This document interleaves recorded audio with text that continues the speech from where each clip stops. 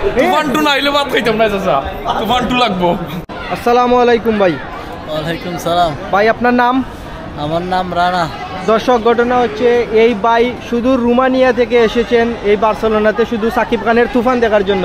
আজিজ ভাই কিছু বলেন আপনি। এই যে ভাই আমাদের ভাই উনি রোমানিয়া থেকে আইসে। রোমানিয়াতে তো জানেন ভাই বাঙালি কমিউনিটিটা খুবই ছোটো এবং এই সিনেমা চলার মতন এত মানুষ নাই।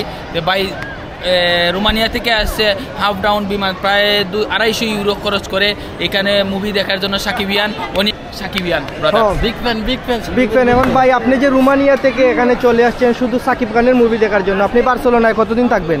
আজকে আমি বার্সেলোনাতে 1 সপ্তাহ থাকবো ইনশাল্লাহ, আগামী সপ্তাহ চলে যাবো। শুধু আপনি মুভি দেখার জন্য? মুভি দেখার জন্য এখানে আসছি। আচ্ছা, তো মুভি দেখার জন্য আসছেন, আপনার মিনিমাম কত টাকা খরচ হয়েছে বাংলার?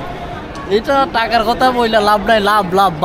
দর্শক আপনারা জানেন রোমানিয়া থেকে ফ্লাইট হচ্ছে 250 ইউরো, বাংলার প্রায় 30,000 টাকা খরচা করে উনি এসেছেন শুধু সাকিব খানের তুফান দেখার জন্য।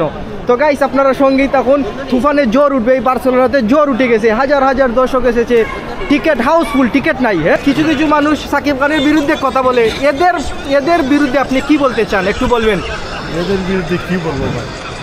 ভাই কিছু কিছু মানুষ আছে ভাই বাংলাদেশের ইন্ডাস্ট্রিতে ডুবানোর জন্য এই পরিকল্পনা করছে। এরা জাতির দুশ্মন এবং বাঙালি সাকিবিয়ানদের দুশ্মন। আর ওনাকে অনেক বলছে যে নাকি এ তো ভালো হবে না, কিন্তু আমরা যতটুকু জানি যে সাকিবের মুভি মানেই আগুন। বাংলাদেশ ইন্ডাস্ট্রি, বাংলাদেশের কোনো নায়ক থাকলে একমাত্র সাকিব আছে।